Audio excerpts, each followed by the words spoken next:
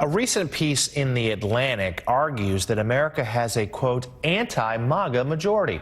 Author David Graham writes the midterm elections results revealed that although a sizable minority of Americans will never defect from Trump, an even larger group seems equally determined to stop Trumpism.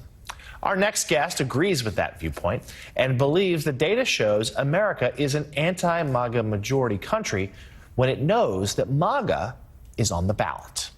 Joining us now is Assistant to the President for Strategic Research at the AFL-CIO, Mike Podhorzer. And also with us for this conversation is the co-founder of the CEO of All In Together, Lauren Leader.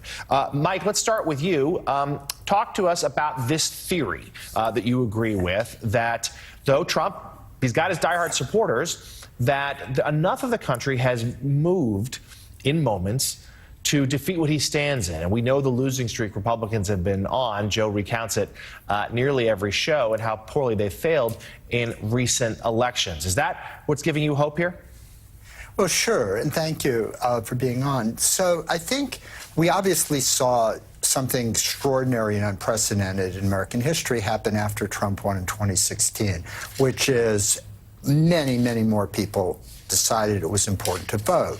Some for Trump, even more against him. That produced the blue wave midterm and then Joe Biden's victory in 2020. The midterms this time were actually two different midterms going on at the same time, and that's something that has not really been seen clearly.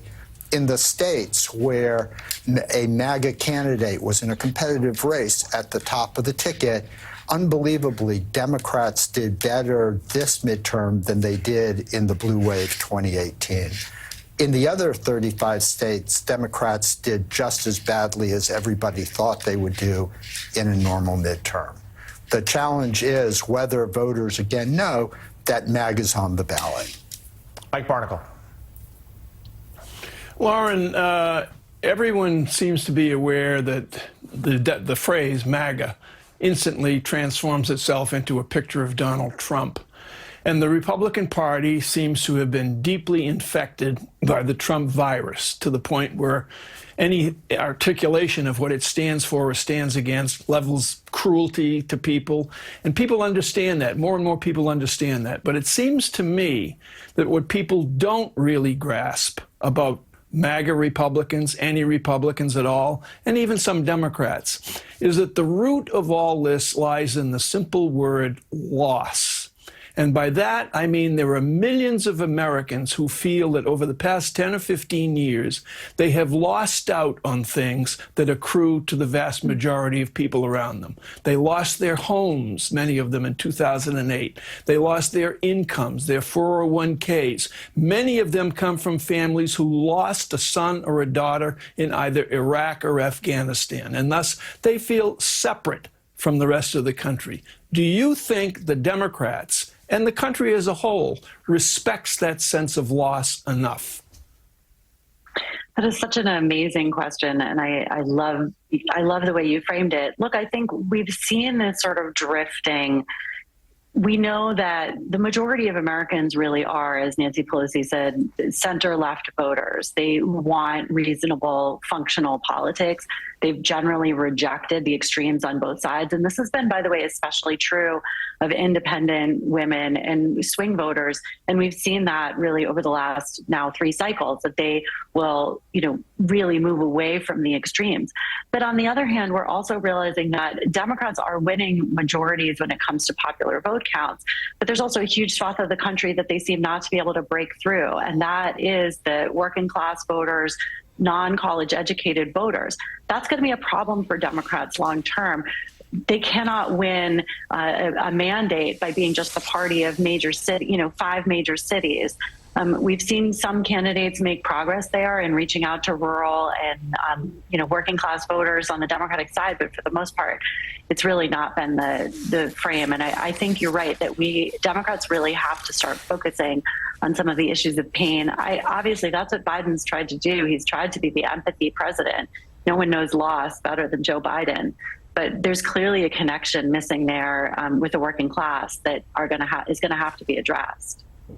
So, Michael, one of your viewpoints that the New York Times wrote about in recent weeks was this idea that Democrats have done a good job of taking advantage of the public's disdain for extreme right-wing candidates. A lot of those propped up by Donald Trump in the most recent midterms, the Carrie Lakes of the world. But my question to you is, what happens if the Republicans wise up a little bit and they run more sort of middle-of-the-road, moderate candidates going forward? Now, that risks alienating Donald Trump, I suppose, but what challenge does that present for Democrats? Well, I think given the voters who elected the Republicans you're talking about and who their primary voters, you're almost asking whether they can make pigs fly, right? I mean, what they are for, taking away our freedoms, choice, other important things, isn't going to change if they change the face of the party. And as long as voters understand that, they'll still vote against MAGA. As much as we think that people are just reacting to the person Donald Trump, I think for the more than half of the country that has come to depend on the freedoms that we've won over the last 20, 30 years, they're not going to sit by and let them get taken away, whether it's by Trump or other Republicans. Assistant to the President for Strategic Research for the AFL-CIO, Mike Podhorzer, thank you so much for joining us this morning. And Lauren, we wanted to give you a chance, you know New York politics, to weigh in on the saga of George Santos. Seems like every day a new lie, or two, or dozen, is revealed. What's your take about what that says for the Republican Party and what you think could happen to Santos in the future? Is he going to get a seat in Congress? I mean, this is just like the most complicated onion that every day seems to peel another layer that makes you want to cry. I mean, it's just every tweet he's ever put out seems to be full of lies. The latest one I saw this morning is he lied about when his mother died. He claimed his mother was killed at 9/11, and then, of course, she died in 2016. I mean, it's just endless. I think there's a bunch of really complicated factors here. Clearly, there's the Republican side of this, which is, does a potential speaker, Kevin McCarthy, allow this guy to be seated when he's smart enough to have said that he would support McCarthy for speaker? And so he's clearly playing the game there in order to get some support from Republican leadership. But there are other complicating factors here in terms of what this says about New York politics. And for those of us who are very close to New York politics, we're all in this sort of stunning realization of just how broken the New York political system is on the Democratic side, too, that allowed him to win. There's a really good piece by Steve Israel this morning in The Atlantic that, basically calls out that the New York press missed the story, that, in fact, Oppo had tried to flag his issues to them. But the bigger issue is that there was really no infrastructure in the Democratic races that were being run on Long Island or anywhere else, which led to this really terrible loss of seats for the Democrats in the state that's supposed to be blue. I mean, Michigan turns out to be more blue than New York right now after the midterm election. So I think there's a lot of soul searching that needs to be done. Obviously, on the Republican side, how do you accept a guy whose entire story is completely fabricated? He's a liability for the Republicans, and this is way beyond just whether or not he's an acceptable candidate. I mean, this just is a whole new world. But there's a lot of questions to be asked in New York Democratic politics, too. And there needs to be some serious soul searching about how this guy won and how Democrats lost so many seats on Long Island, and especially this one, in what has been a moderate district, to a guy who's just a complete fiction. And, of course, the person who used to hold that seat, Steve Israel, we had him on the show earlier today, voicing his view on what happened. And we should note, Kevin McCarthy, still silent on all of this. Co-founder and CEO of All In Together, Lauren Leader, thank you so much for joining us this morning. Coming up here on Morning Joe.